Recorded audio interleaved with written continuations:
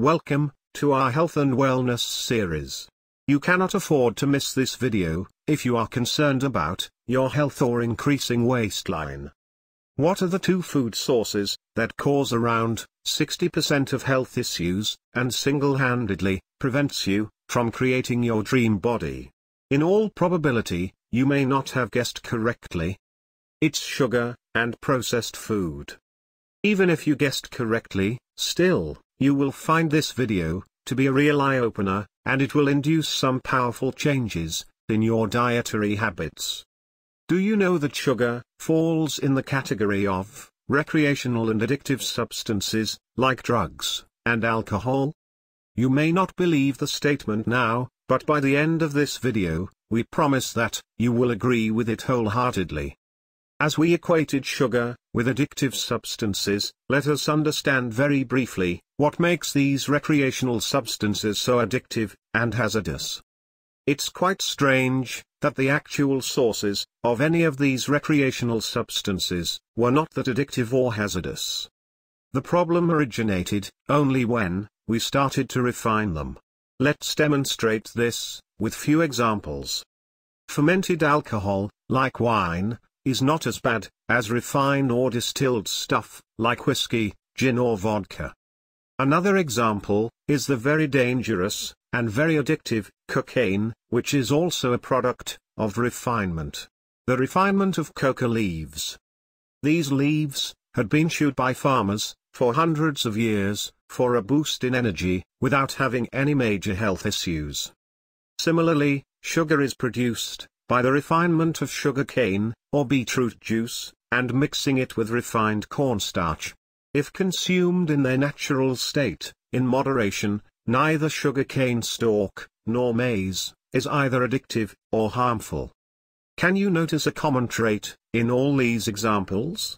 The result of refinement of the source is a higher concentration of a particular ingredient that will have an effect on your brain's reward system, which makes you happy after consumption. In whiskey it is ethanol, in cocaine, it is cocoa leaves, and in sugar, it is the sugarcane juice. The extent of refinement dictates the intensity of the effect. A massive 100 kilograms of coca leaves will get you about 100 grams of cocaine. It implies that the resulting material is 100 times stronger than what we started with. Average Indian population consumes around 85 grams of sugar every day, which requires 1 kilogram of sugarcane stalk. So the result of the refinement process is a material that's around 10 times sweeter than what you started with. In order to naturally consume this much sugar, you would have to chew through about 1 kilogram of sugarcane stalk that will come along with the goodness of fiber. On the other hand, table sugar is highly refined and processed. As a result, it is completely devoid of vitamin, mineral or fiber.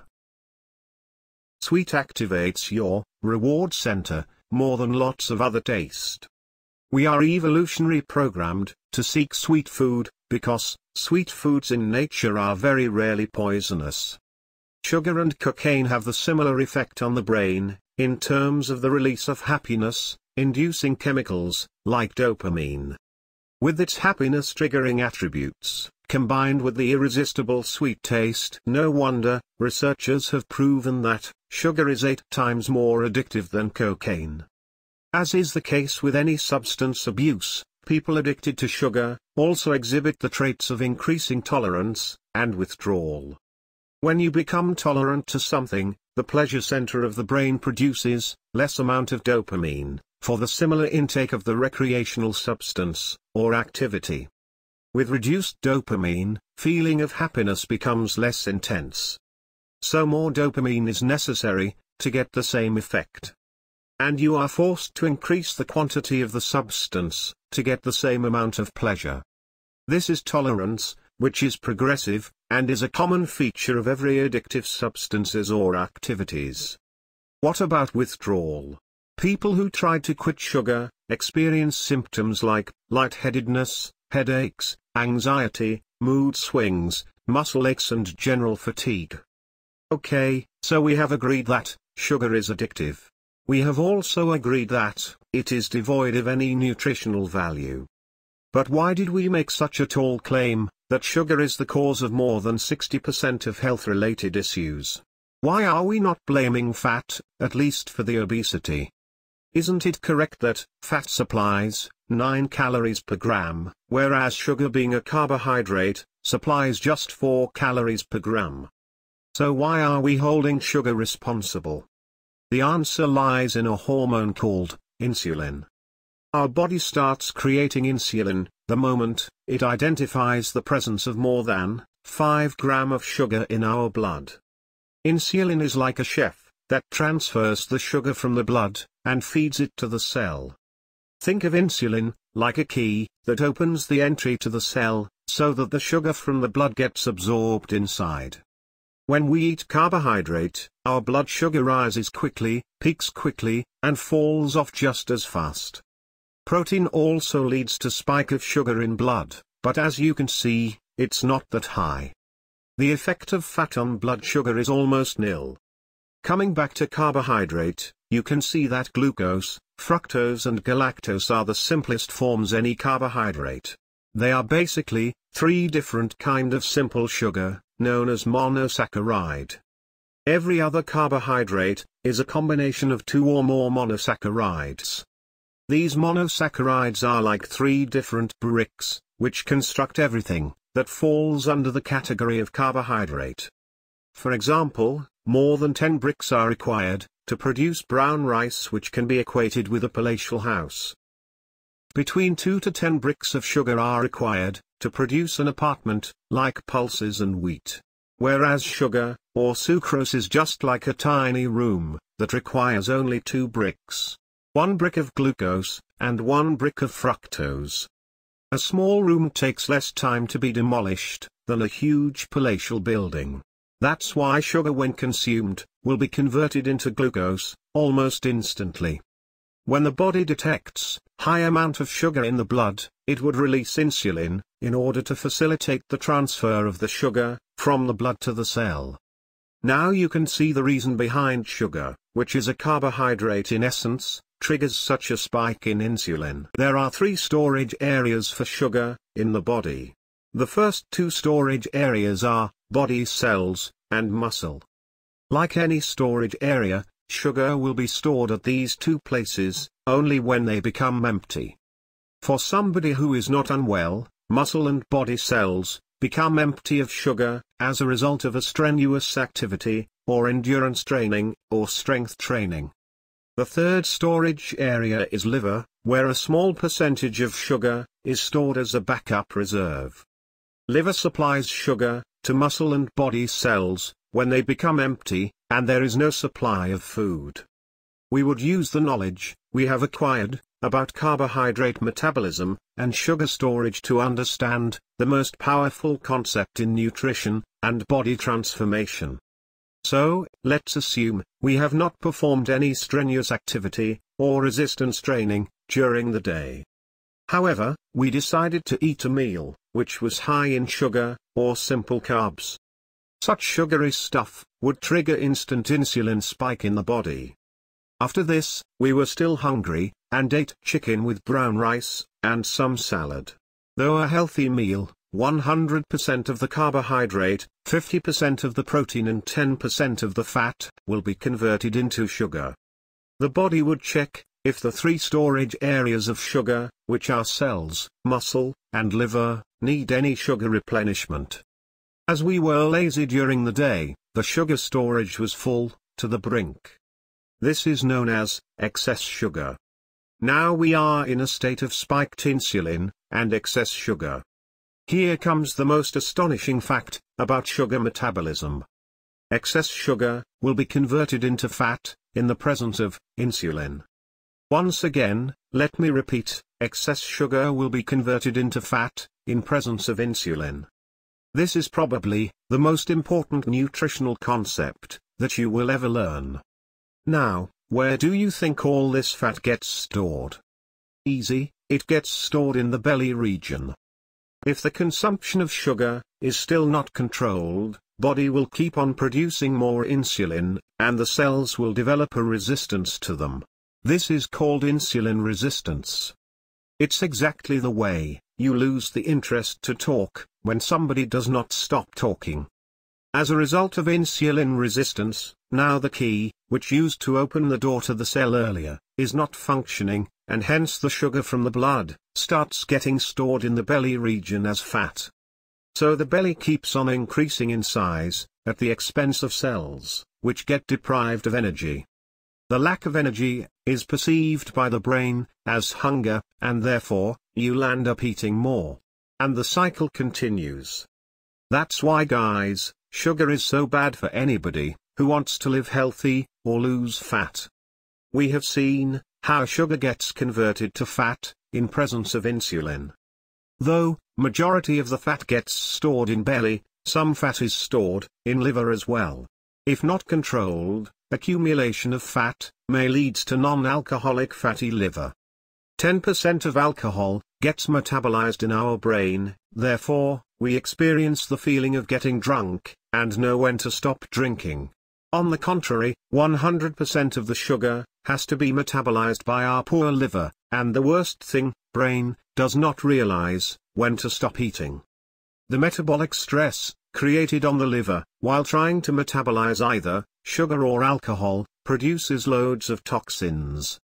These toxins are responsible for inflicting damage to liver and kidney. Though sugar can cause similar, if not more damage than alcohol, to the liver, it's the alcohol that takes the blame for liver issues, because alcohol makes you feel drunk, unlike sugar. Also, there is societal barrier that prevents frequent daily consumption of alcohol, while sugar can be consumed anytime, anywhere. So there is a greater chance for sugar to cause more damage than alcohol. There is an Australian documentary, That Sugar Film, where the filmmaker Damon goes on an experimental high-sugar diet for 30 days. Despite consuming the same amount of calories, but increasing his sugar intake, he gained 8.5 kilograms in 30 days. And by the 18th day, he already had developed fatty liver disease. Listen to Robert Lustig, who is the biggest factor to bring the ill effect of sugar to light. He demonstrated with hundreds of studies how sugar was responsible for triggering chronic metabolic diseases. Now, you wouldn't think twice about not giving your kid a Budweiser, but you don't think twice about giving your kid a can of Coke. But they're the same. Sugar is poison. It is a chronic, dose-dependent liver toxin. He supported his statements with 16 years of studies, research papers, and clinical trials. Now, what about processed food? What makes processed food as bad as sugar? Well, the answer lies in the word process. A processed food is any food that has been altered through grinding, freezing, or sophisticated cooking method, or complex industrial process. The primary objective of the processing is to improve the taste value of the finished food. Obviously, if a food manufacturer wants to succeed and get people to buy their product, it has to taste good. Our appetite gravitates towards foods that are sweet, salty and fatty. Therefore, processed food had been engineered to be loaded with sugar and fat during the late 90s. However, ever since the low-fat craze, our food supply has become loaded with added sugar. Food companies very smartly take the fat out of the product, so that it can be marketed as low-fat, and then put sugar in where the fat was. So the product still tastes good. In fact, the companies found out that you can make almost anything taste better by putting some sugar in it. The bliss point is a term the food industry uses to describe the point at which a product is most likable for the majority of consumers. So the bliss point is going to be the point at which the maximum amount of sugar has been added before the product becomes too sweet. This includes anything from bread to pizza sauce to salad dressing. Sugar is cheap, makes the users addictive to the taste, and that's why its usage is increasing in every processed food item. With increasing awareness about health, the food companies use all the marketing gimmicks to mislead health-conscious population, so that they don't pay any attention to sugar. Terms like extra protein, zero added sugar, low fat, and added vitamins are all coined to make the health-conscious people fall prey to buying the product, which are fattening and addictive. In some cases, synthetic vitamins and minerals are added to the foods to compensate for what was lost during processing. Synthetic nutrients can never be a replacement for the nutrients found in whole foods. If you look at the ingredients label for a processed, packaged food, chances are that you won't have a clue what some of the ingredients are.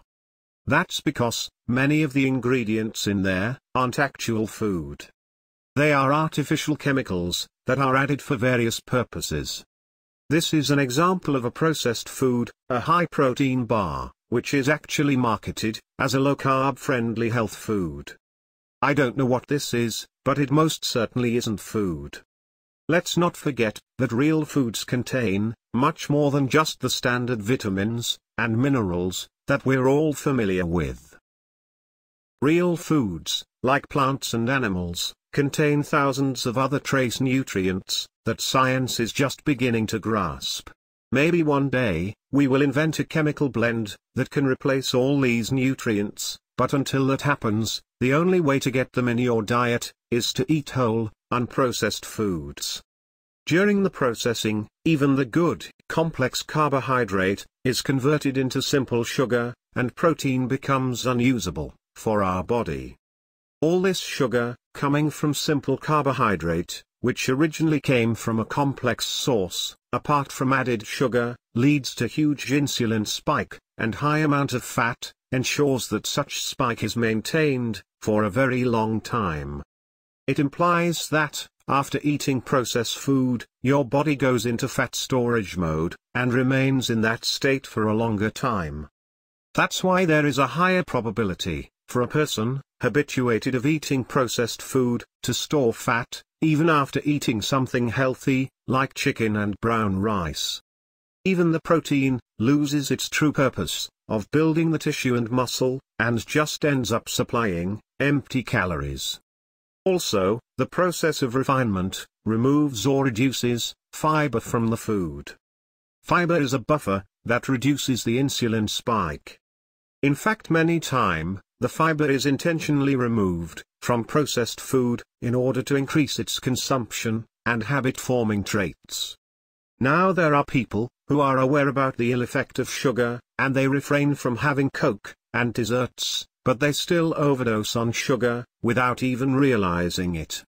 Everybody is aware about sugar and high fructose corn syrup, therefore food companies slide sugar in processed food under the disguise of 54 different names, just to make you feel better.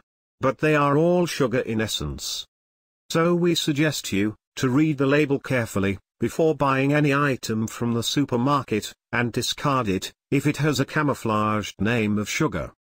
Do not forget that every McDonald's, KFC, or Pizza Hut products are either loaded with sugar directly, or gets metabolized into sugar within no time post-consumption because of excessive refinement.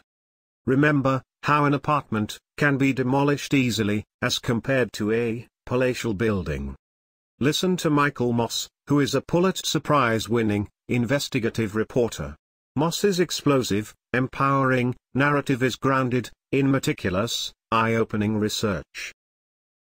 The food industry is extremely secretive, competitive, and proprietary. It took years and hundreds of interviews before Michael Moss could finish his book.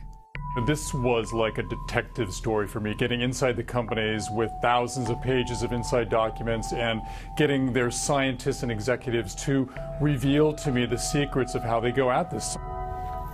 What did he find? That the food processing industry rests on 3 pillars: salt, sugar, and fat.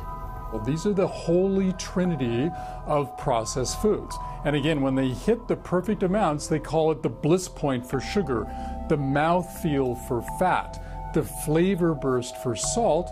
They know that their products will be irresistible. Now let us drift into a controversial subject of home-cooked food. Can home-cooked food be unhealthy? The purist may hate us for the answer, but the truth is that even home-cooked food can be unhealthy. Let me prove this. As we know now, any method that alters the food to improve its taste is called processing. Now, it's not just complex industrial process, even unhealthy cooking methods can convert bunch of healthy food sources to unhealthy food, which can be as bad as processed food. Overcooking, frying, and mixing food from different sources while cooking are the major reasons for our Indian food to lose its nutritional value. For example, while preparing fish fry or chicken butter masala at home, utilizing unhealthy cooking methods, protein from meat sources capable of being used by the body to repair or build muscle gets either reduced or even eliminated. Such food, though prepared with quality protein source, just ends up supplying lots of empty calories. Excessive cooking, like commercial processing, makes it very easy for the body to metabolize such food. Such easy and rapid metabolization results into high insulin spike. Isn't this similar to the effect of consuming processed food? Any protein is made up of 21 amino acids, and many of them cannot sustain excessive cooking and heat. Like protein, unhealthy cooking methods even converts complex carbohydrate into an easily digestible state, similar to simple sugar. Carbon dioxide is released in our body when it's trying to metabolize excessive sugar. Carbon dioxide is responsible for making us feel bloated and gaseous. This might explain the reason to be bloated after eating puri, but not roti, made up of similar amount of wheat dough. Whole wheat is a complex carbohydrate, but the process of frying converts it into a form which is quite similar to simple sugar. We may not add extra sugar or chemicals while cooking at home, but that's not a sufficient criteria for a food to be characterized as healthy and nutritious. While cooking at home, we may be guilty of pulverizing whole grains, overcooking the meat, and cooking the vegetables until it becomes soggy.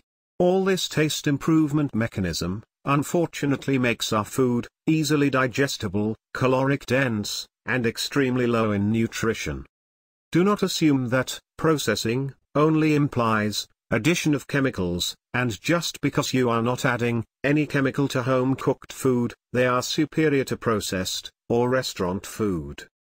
It will not be too difficult for us to look around and notice our family members who hardly eat so-called processed or junk food, but still struggling with obesity and addictive eating syndrome. Doesn't this indicate that simply cooking at home is not a guarantee for the food to be healthy? We can safely conclude, at least technically, that home-cooked food can be as bad as processed food if wrong cooking methods eliminates its nutrition, increases the calorie per bite, and causes insulin spike post-consumption. So the bottom line is that the hyper-rewarding and insulin-triggering nature of food can be induced both in a manufacturing plant or at home, and that's why some people can literally become addicted to this stuff and completely lose control over their consumption.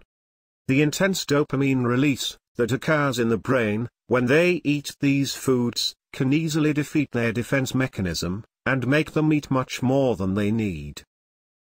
Although food addiction is something that most people don't know about, we are convinced that it is a huge problem in society today. So we have learnt until now that food is processed to enhance the taste, and in the process nutrition goes out of the consideration.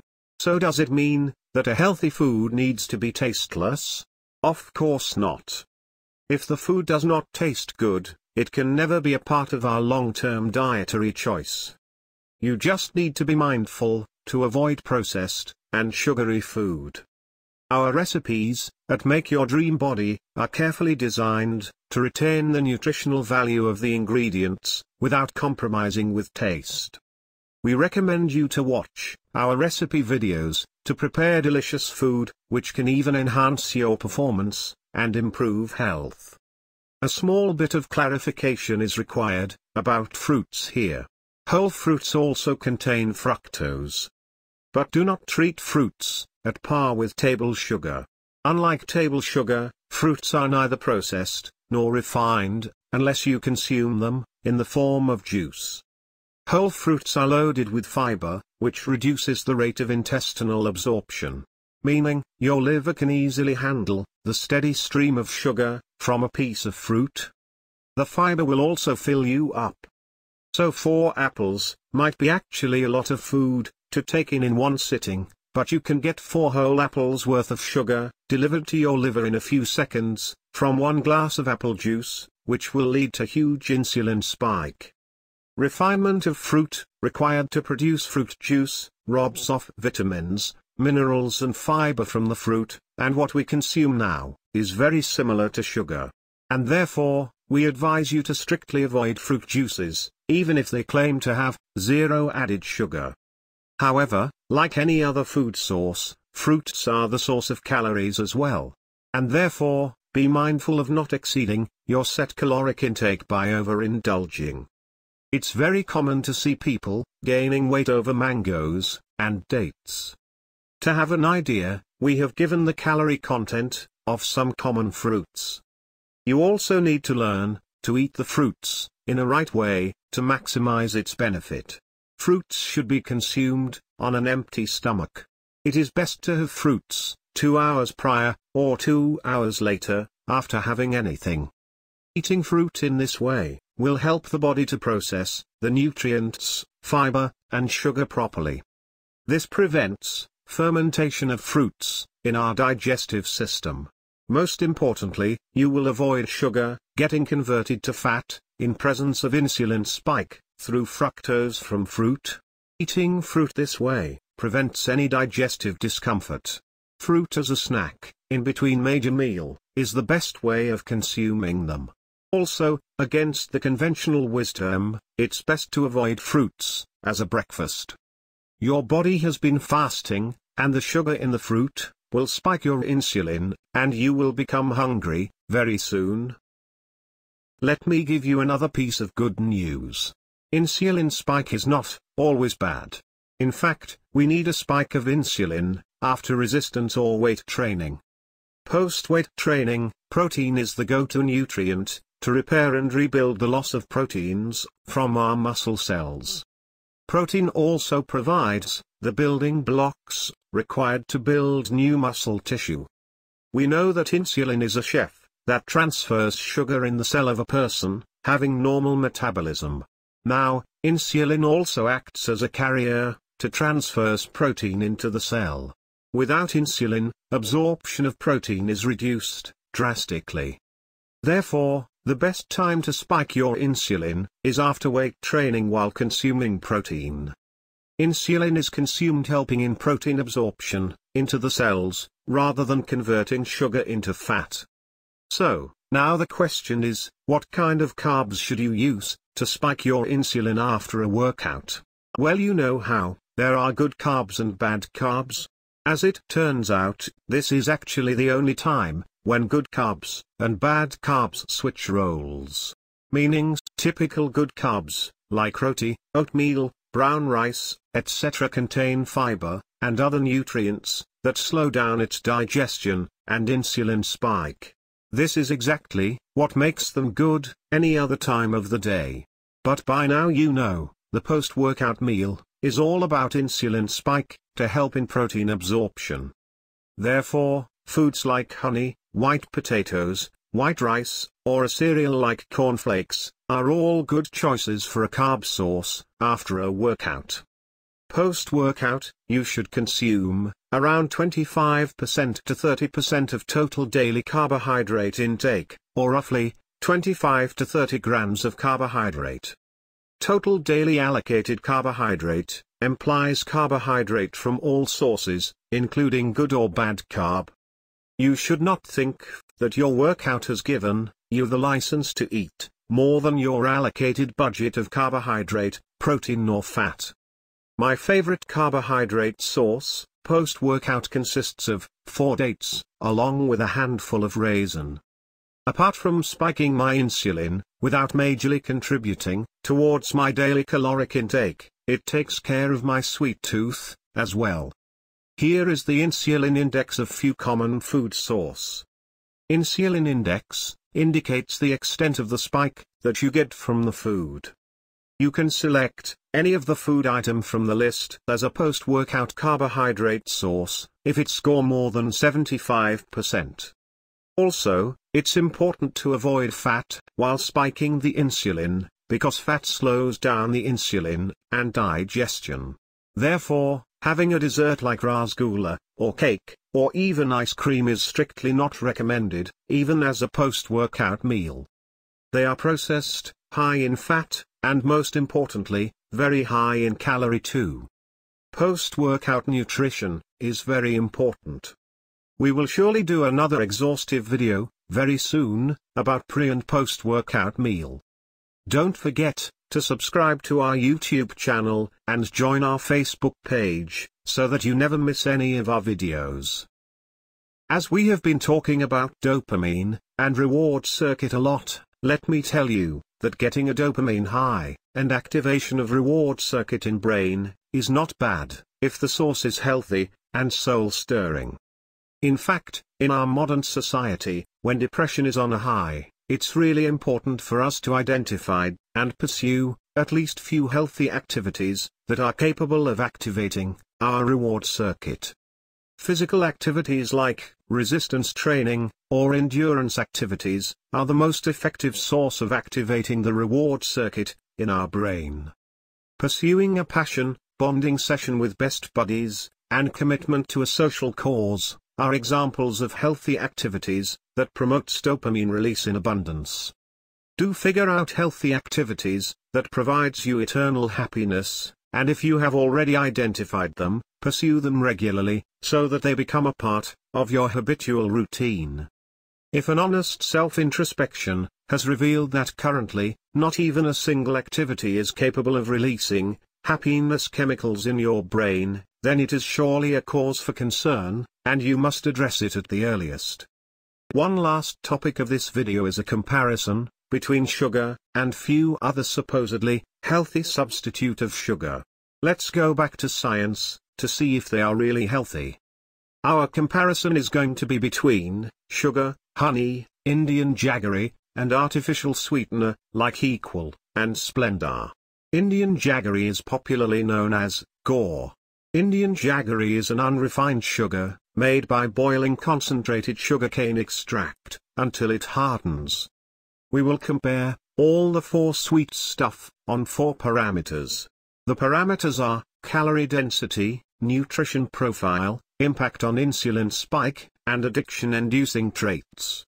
Let's start with the first parameter, of calorie density, which is the amount of calories per gram that a product has. For visual ease, our comparison criteria shall be 1 teaspoon of every product, which is roughly around 5 grams.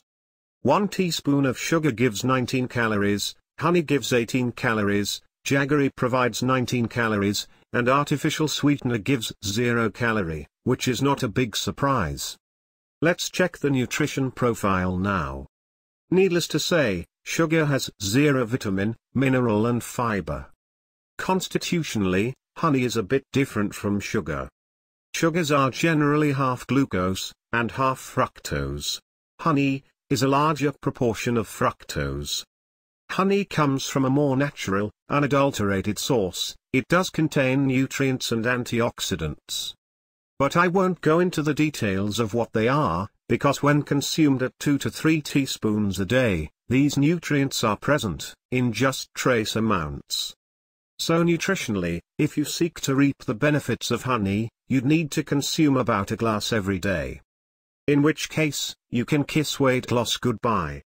Given its composition, it has many allied benefits too, from curing coughs to healing wounds. Nutrition profile is an area where jaggery is definitely superior. At 100 grams, it gives 61% of the recommended daily allowances, or RDA of iron, 30% RDA of magnesium, 30% RDA of potassium, and 20% RDA of manganese. However, considering that you should not exceed 15 grams of daily consumption of sugar from all the sources put together, you can't afford to count on jaggery for getting these nutrients. Instead, eat spinach, please. But at 5 grams to 15 grams, jaggery is definitely better than having the same amount of sugar. Artificial sweetener has of course no nutrition profile. When it comes to insulin spiking traits, sugar and jaggery are exactly the same. Glycemic index is the scale that measures insulin spike. Sugar and jaggery both have the glycemic index of 68. Honey is slightly better, at GI of 55. Artificial sweetener are worse than sugar when it comes to insulin spike. Research has established that majority of the artificial sweeteners available in market raises the insulin drastically. In fact, artificial sweetener are almost 10 times sweeter than table sugar. Moving on to the last parameter of habit-inducing trait. Well, since all the 4 stuff are sweet, causes more or less similar insulin spike, they possess almost the similar capability of releasing happiness-triggering chemicals in the brain. And therefore, all the 4 products can cause addiction. Interestingly, stevia is the only artificial sweetener which is different from all other product in this category. As it comes from plant, its insulin spiking trait is insignificant, and therefore, it can help you in your battle against sugar addiction. But again, we do not recommend the usage of more than 2 stevia on a daily basis. So, what's the verdict? Work on reducing your sweet and processed food craving. That's the only reliable, long-term method to getting fit and staying so. Disease doesn't happen with 1 meal, but it happens with 1,000. But that's what we have, because now sugar is with every meal. Getting rid of sugar addiction may seem difficult, or even impossible, for the initial 3 weeks. But once the positive transformation, like higher energy, reducing waistline etc., becomes dominant, your craving for wrong food will start diminishing. Positive transformation is more addictive than sweet, after all. Thanks for watching, guys. Please do subscribe to our YouTube channel, and join our Facebook group, for more videos about workout, health, and nutrition. In case you are looking for a personalized training and nutrition plan, we can customize everything and deliver on your mobile, through our application, which is called Make Your Dream Body Elite. All you need to do is give us a call, or send a mail. Cheers to your health and dream body.